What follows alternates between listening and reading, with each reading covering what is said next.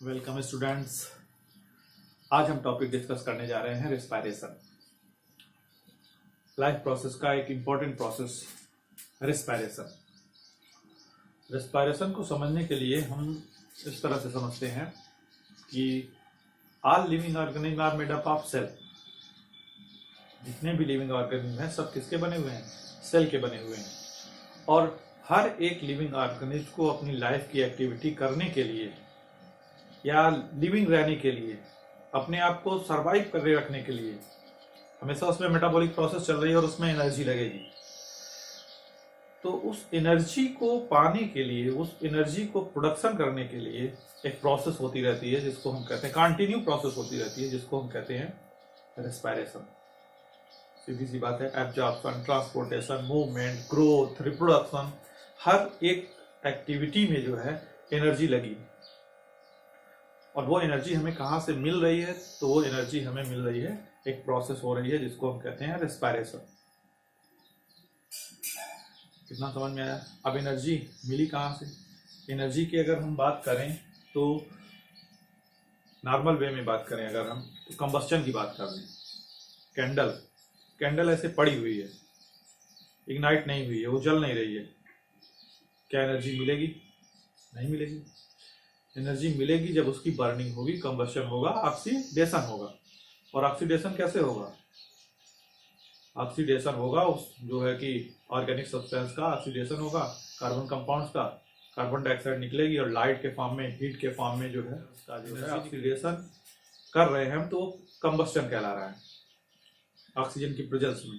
अगर हम कैंडल को एक ग्लास से ढक दें, बंद कर दें, तो कैंडल जो है जलना बंद हो जाएगी, मतलब उसको ऑक्सीजन मिलना बंद हो गई और वो हीट प्रोड्यूस करना, लाइट प्रोड्यूस करना बंद हो जाएगा। तो वैसे ही एक सेम प्रोसेस, लेकिन उसी तरह का ऑक्सीडेशन जो है वो लिविंग ऑर्गेनिज्म की सेल के अंदर हो रहा है। तो कंबस्टन नहीं है, वो लिविंग ऑर्गेनिज्म के अंदर हो रहा है। और वहां पे जो एनर्जी है वो हीट के फॉर्म में, लाइट के फॉर्म में, साउंड के फॉर्म में नहीं निकल रही है। किसके फॉर्म में निकल रही है? एटीपी के फॉर्म में निकल रही है, केमिकल एनर्जी निकल रही है। तो उस केमिकल एनर्जी के प्रोड्यूस होने की प्रोसेस, स्टेप बाय स्टेप होने की प्रोसेस, एंजाइमेटिक रिएक्शंस के साथ, एंजाइम की प्रेजेंस में होने वाली प्रोसेस को हम क्या कह रहे हैं? रिस्पायरेशन कह रहे हैं। जिसमें कंबस्टन में ऑर्गेनिक सब्सटेंस का ब्रेकडाउन हो रहा था, यहाँ पे भी ऑर्गेनिक सब्सटेंस का ब्रेकडाउन होगा। और वो ऑर्गेनिक सब्सटेंस कौन होगा? ग्लूकोज होगा, मेन ग्लूकोज होगा। और भी मैक्रोमोलिक्यूल्स हैं, लेकिन मेन उसमें कौन होगा? ग्लूकोज होगा। इतना समझ में आया? फिर से एक बार देखते हैं कि अगर हम कहें कि कंबस्टन, बर्निंग जो है, बर्निंग में एनर्जी प्रोड्यूस होती है, ऑक्सीडेशन होता है, ऑक्सीजन लगता है। बात करें कि ऑल लिविंग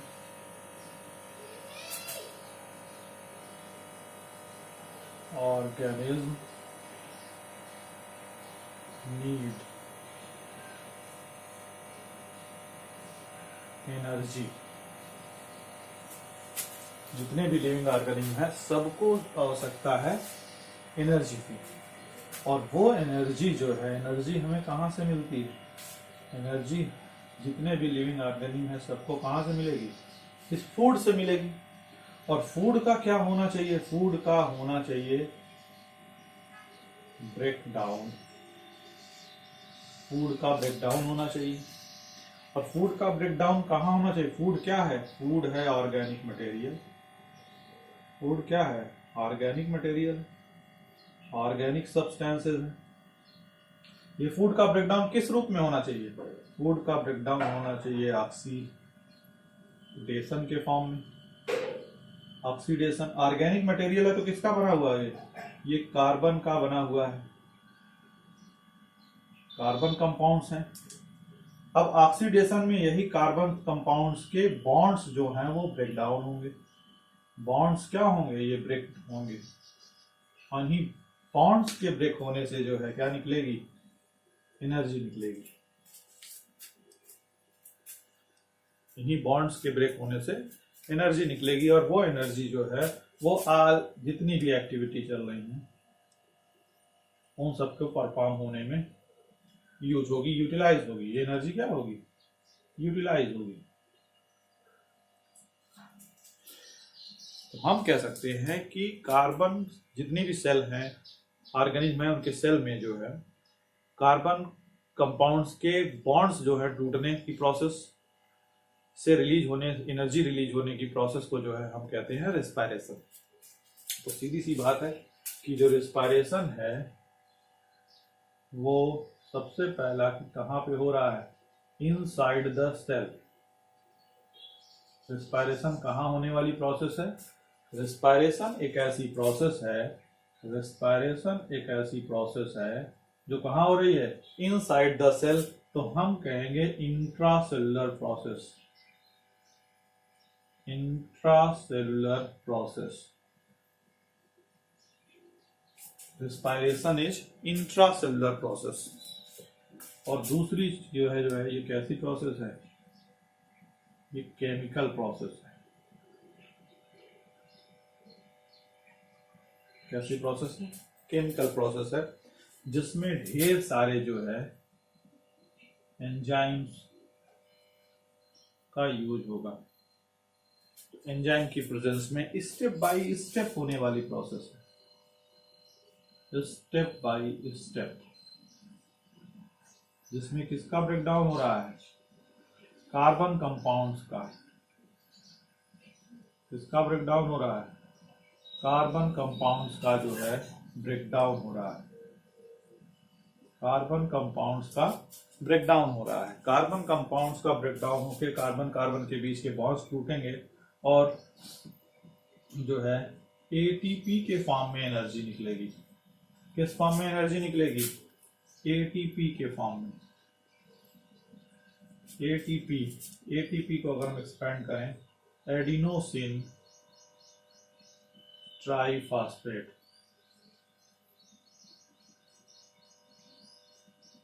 एडिनोसिन ट्राइफॉस्फेट के फॉर्म में जो है एनर्जी निकलेगी। किसकी प्रेजेंस में निकलेगी, मेनली जो है किसकी प्रेजेंस में निकलने वाली है, ऑक्सीजन की प्रेजेंस में। ऐसा नहीं है कि केवल ऑक्सीजन के प्रेजेंस में, ऑक्सीजन के एब्सेंस में भी रेस्पिरेशन हो जाता है, लेकिन मेन जो रेस्पिरेशन होता है वो किसकी प्रेजेंस में होता है, ऑक्सीजन की प्रेजेंस में। तो ऑक्सीडेशन की एक ऐसी प्रोसेस जिसमें कार्बन कंपाउंड्स के बॉन्ड्स जो हैं ब्रेक होते हैं और एटीपी के फॉर्म में एनर्जी निकलती है। और ये प्रोसेस कहाँ होती है, सेल के अंदर, इनसाइड द सेल। और इनसाइड द सेल अभी बात करेंगे, कुछ में साइटोप्लाज्म में हो रही है, बाकी में ये कहाँ हो रही है, माइटोकॉन्ड्रिया में हो रही है। तो ये प्रोसेस कहाँ हो रही है, माइटोकॉन्ड्रिया में हो रही है। रेस्पिरेशन क्या हो गया, रेस्पिरेशन जो है एक इंट्रासेलुलर प्रोसेस हो गई। रेस्पिरेशन एनर्जी जो है रिलीज करने की प्रोसेस हो गई। रेस्पिरेशन में ऑक्सीडेशन हो रहा है, रेस्पिरेशन में ग्लूकोज का ऑक्सीडेशन हो रहा है, कार्बन के बॉन्ड्स टूट रहे हैं, कार्बन डाइऑक्साइड निकल रहा है और एटीपी के फॉर्म में एनर्जी निकल रही है। रेस्पिरेशन कहाँ हो रही है, जितने भी ऑल लिविंग ऑर्गेनिज्म, रेस्पिरेशन कहाँ हो रहा है, ऑल लिविंग, बिना किसी एक्सेप्शन के। अगर हम आपसे पूछें ये गेहूं की बोरी, गेहूं भर के रखा हुआ है, ना तो उसमें ग्रोथ हो रही है, ना वो रिप्रोड्यूस कर रहा है, ना वो मूवमेंट कर रहा है, दिख रहा है मूवमेंट कि नहीं हो रहा है, मॉलिक्यूलर मूवमेंट होगा, तो उसमें कौन सी ऐसी प्रोसेस हो रही है जिससे हम कहें कि वो लिविंग है, तो हम कहेंगे कि उसमें रेस्पिरेशन हो रहा है। अब बात ये आई कि फूड का ब्रेकडाउन हो रहा है। किसका ब्रेकडाउन हुआ, फूड का ब्रेकडाउन। और फूड का ब्रेकडाउन जो है, फूड का ब्रेकडाउन, फूड का फॉर्मेशन कैसे हुआ, फूड का फॉर्मेशन हुआ फोटोसिंथेसिस से।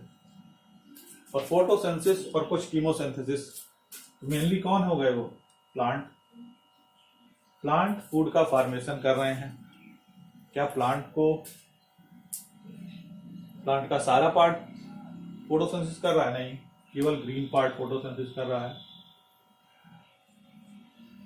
केवल ग्रीन पार्ट। क्या जो है ये ग्रीन पार्ट फोटोसिंथेसिस कर रहा है, इसके अलावा पार्ट जो है उसको फूड की आवश्यकता नहीं। बहुत सारे ऐसे नॉन ग्रीन पार्ट हैं जिसपे फूड की आवश्यकता है, एनर्जी की आवश्यकता है, तो वहां पे जो है एनर्जी की आवश्यकता है, उन पार्ट में भी जो है कि क्या होगा, फूड का ब्रेकडाउन होगा और एनर्जी उनको चाहिए। तो फोटोसिंथेसिस प्लांट को एनर्जी चाहिए लेकिन थोड़ी सी कम चाहिए क्योंकि वो एक ही जगह पे है। इतना समझ में आया? क्लियर है? आगे चलते हैं। एटीपी का फुल फॉर्म बता दीजिए। अच्छा, एटीपी का फुल फॉर्म क्या था? Adenosine triphosphate. कहां बन रही थी? रेस्पिरेशन में। ठीक, अब रेस्पिरेशन की एक अच्छे से डिफिनेशन देख लेते हैं। जब अभी तक जो देखा, एक डिफाइन करते हैं इसको, रेस्पिरेशन को, कि रेस्पिरेशन, जहां तक सेलुलर रेस्पिरेशन कहते हैं इसे, सेलुलर रेस्पिरेशन, इट इज कैसी प्रोसेस थी? Intracellular. It is intracellular process. Intracellular, और क्या था? कैसी प्रोसेस थी? Enzymatically controlled. Enzymatically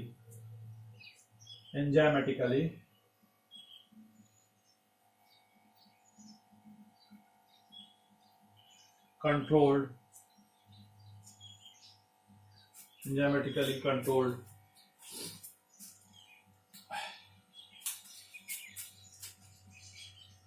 catabolic process।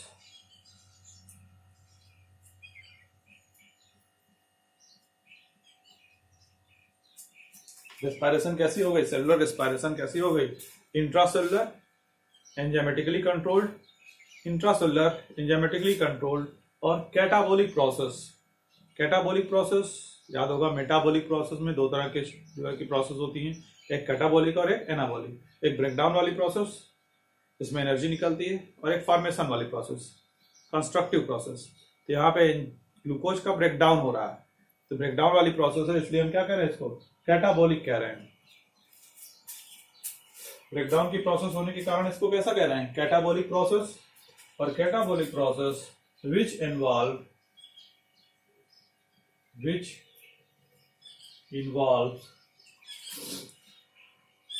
the liberation of, main point पे आते हैं, the liberation of energy, the liberation of energy by, अभी पढ़ चुके हैं ऑक्सीडेटिव ब्रेकडाउन्स। ऑक्सीडेटिव ब्रेकडाउन किसका ब्रेकडाउन होने वाला है? Breakdown of food. ये हुई एक जो है सेलुलर रेस्पिरेशन की डेफिनेशन। क्या? Respiration is intracellular enzymatically controlled catabolic which involve the liberation of energy। liberation of energy, पर वो कौन सी एनर्जी? किस फॉर्म में एनर्जी थी? एटीपी के फॉर्म में एनर्जी थी, by oxidative breakdown of food. इतना हो गया। अब ये रेस्पिरेशन में अगर हम मेनली देखें कि कौन इन्वॉल्व हो रहा है, तो डाइजेशन के बाद हमारी बॉडी में या किसी भी ऑर्गेनिज्म के बॉडी में, प्लांट में ग्लूकोज का फॉर्मेशन हुआ, ग्लूकोज जो है उसी ग्लूकोज का ब्रेकडाउन होने वाला है सेल के अंदर। हम ये मान के चलेंगे कि सेल के अंदर ग्लूकोज पहुंच चुका है, और ग्लूकोज कितने कार्बन का है? 6 कार्बन का एक कंपाउंड है। 6 कार्बन का एक कंपाउंड है C6H12O6 ग्लूकोज, और इस ग्लूकोज का ब्रेकडाउन होने वाला है। ये ग्लूकोज कहां पहुंच गया है? सेल के साइटोप्लाज्म में। सेल के साइटोप्लाज्म में है ये ग्लूकोज। कहां पे है? सेल के साइटोप्लाज्म में। और एक रिएक्शन होगा जो आगे हम डिटेल में पढ़ेंगे, ग्लाइकोलिसिस। और इस ग्लाइकोलिसिस में इस ग्लूकोज का ब्रेकडाउन जो है वो पायरुविक एसिड, पायरुवेट के रूप में हो जाएगा।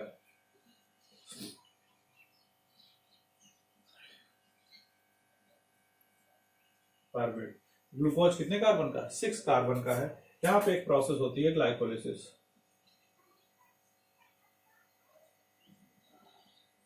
ग्लाइकोलिसिस जिसमें जो है कितने कार्बन का कंपाउंड बन गया? 3 कार्बन का कंपाउंड जो है वो पायरुवेट, पायरुविक एसिड का फॉर्मेशन हो गया। सब में हो रहा है ये, कोई भी सेल होगी सब में यही होगा। सबसे पहले इनिशियली क्या होगा, इनिशियली एक प्रोसेस होगी साइटोप्लाज्म में होगी,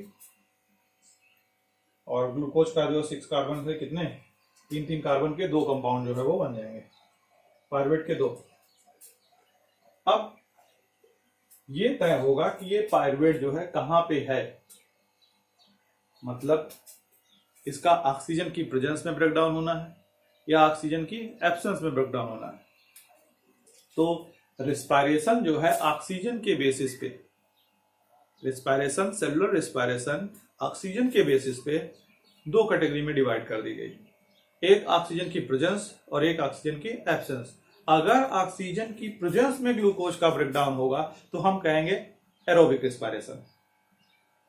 क्या बोलेंगे, एरोबिक रिस्पायरेशन। और अगर ऑक्सीजन की एब्सेंस में ग्लूकोज का ब्रेकडाउन हो रहा है या ऑक्सीजन नहीं मिल रही है और ग्लूकोज का ब्रेकडाउन हो रहा है तो हम बोलेंगे एनारोबिक रिस्पायरेशन। सिंपल, देख लेते हैं। तो मान ले रहे हैं हम यहाँ पे कि अभी फिलहाल इसको जो है ऑक्सीजन मिल रही है in the presence of O2, in the presence of O2। क्या ग्लूकोज कन्वर्ट हुआ पायरुवेट में ऑक्सीजन की प्रेजेंस में, और ऑक्सीजन की प्रेजेंस में होगा तो ये कहां होगा, ये होगा माइटोकॉन्ड्रिया में। कहां होगा, माइटोकॉन्ड्रिया में। याद होगा आपको, माइटोकॉन्ड्रिया को पावर हाउस बोल रहे थे। माइटोकॉन्ड्रिया में होगा, सभी सेल में हो रहा है, और यहाँ पे तब बनेगा जो है ग्लूकोज का पायरुवेट का ब्रेकडाउन होगा और एक गैस रिलीज होगी, इसको हम कहेंगे कार्बन डाइऑक्साइड। कार्बन डाइऑक्साइड के साथ साथ जो है यहाँ पे रिलीज होगी मेन प्रोडक्ट जो है एटीपी, और साथ में क्या निकलेगा, वाटर निकलेगा। ये कौन सा रिएक्शन हो गया, कौन सा रिस्पायरेशन हो गया, ये रिस्पायरेशन हो गया एरोबिक रिस्पायरेशन। ये कौन सा रिस्पायरेशन हो गया, एरोबिक रिस्पायरेशन। कहां हो रहा है, माइटोकॉन्ड्रिया में। किसकी प्रेजेंस में हो रहा है, ऑक्सीजन की प्रेजेंस में। क्या निकल रहा है, बाई प्रोडक्ट के रूप में कार्बन डाइऑक्साइड बन रही है एटीपी, और साथ में क्या बना, वाटर। कहां हो रहा है, हर जो है कि हम कहते हैं यूकैरियोटिक सेल्स, या हम कहते हैं जो है कि नॉर्मल सेल्स, जो नॉर्मल ऑक्सीजन की प्रेजेंस में हर सब जगह हो रहा है। कभी कभी क्या होता है, कभी कभी क्या होता है, ऑक्सीजन जो है हमारी मसल्स, हैवी एक्सरसाइज, रनिंग, तो अचानक हमारी जो है मसल्स को ऑक्सीजन की सप्लाई नहीं मिल पाती। तो हमारी मसल्स में जो है, अगर हम यहां कह दें कि कभी कभी क्या हो गया, लैक ऑफ ऑक्सीजन हो गई, लैक ऑफ ऑक्सीजन, ऑक्सीजन ना मिल पाई, तो क्या रिस्पायरेशन नहीं होगा, होगा, स्मॉल अमाउंट में यहाँ पे होगा। और तब यहाँ पे क्या बन जाता है, यहाँ पे फॉर्मेशन हो जाता है पायरुवेट से लैक्टिक एसिड का। यहाँ पे फॉर्मेशन हो जाता है लैक्टिक एसिड का, और साथ में यहाँ पे जो है निकलती है एनर्जी। किस फॉर्म में, एटीपी के फॉर्म में। और ये भी क्या हुआ, ये हुआ एनारोबिक रिस्पायरेशन। और एक केस, बहुत सारे ऐसे ऑर्गेनिज्म हैं जैसे कि ईस्ट, इसे ऑक्सीजन चाहिए ही नहीं, ये ऑक्सीजन की एब्सेंस में, एब्सेंस ऑफ ऑक्सीजन, ऑक्सीजन की एब्सेंस में ही जो है रिस्पायरेशन करेगा, और तब ये बनाएगा एल्कोहल, इथेनॉल। इसका फॉर्मेशन करता है, इथेनॉल का फॉर्मेशन करता है, और साथ में यहां निकलेगी कार्बन डाइऑक्साइड, और साथ में एटीपी का फॉर्मेशन होगा।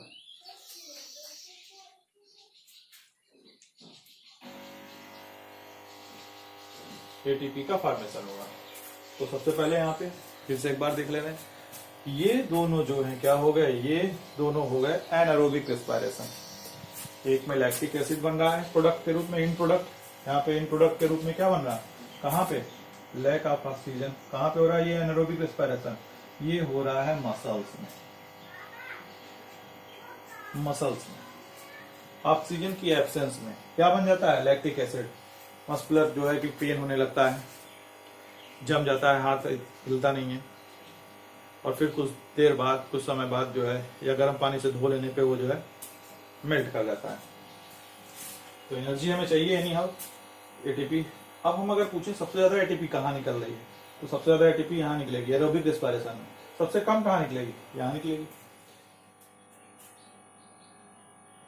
रिएक्शन के रूप में लिखें, एरोबिक रेस्पिरेशन में C6H12O6, यहाँ पे आ गया एंजाइम, और यहाँ पे जो है फॉर्मेशन हुआ कार्बन डाइऑक्साइड का। तो भी कितने कार्बन डाइऑक्साइड, 6 कार्बन डाइऑक्साइड,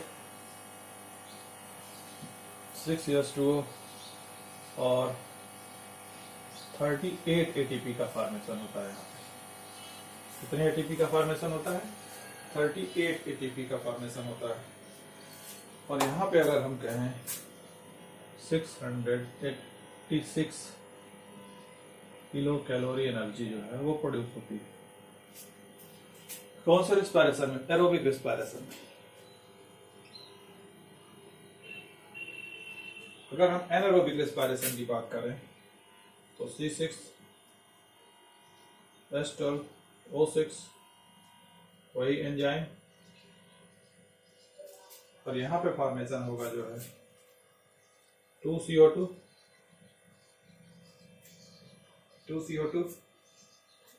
साथ में 2C2H5OH। Anaerobic respiration, anaerobic respiration कहाँ पे, ईस्ट में। अगर हम ईस्ट में देख रहे हैं, यहाँ पे कार्बन डाइऑक्साइड का फॉर्मेशन, अल्कोहल का फॉर्मेशन, और साथ में यहाँ पे जो है 59, साथ में यहाँ पे 59 किलो कैलोरी एनर्जी निकल रही है। 59 नियर अबाउट 2 एटीपी। 2 एटीपी लगभग जो है 2 एटीपी बनता है, लगभग 59 किलो कैलोरी एनर्जी निकल रही है। ये हो गया एथिल अल्कोहल। और अगर ये हम बात करें यहाँ पे एब्सेंस ऑफ O2 की है, और यहाँ पे ये lack of oxygen, lack of oxygen, तो यहाँ पे बनेगा लैक्टिक एसिड,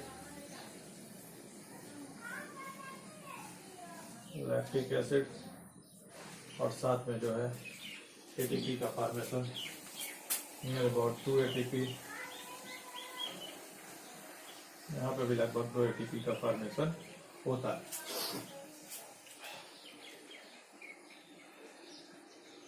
लैक्टिक एसिड जो है वो यहाँ पे 2C3H6O3, यहाँ पे 2 एथिल अल्कोहल बनेंगे, यहाँ पे जो है 2 मॉलिक्यूल है, तो यहाँ पे लैक्टिक एसिड कितने कार्बन का हो गया, 3 कार्बन का हो गया।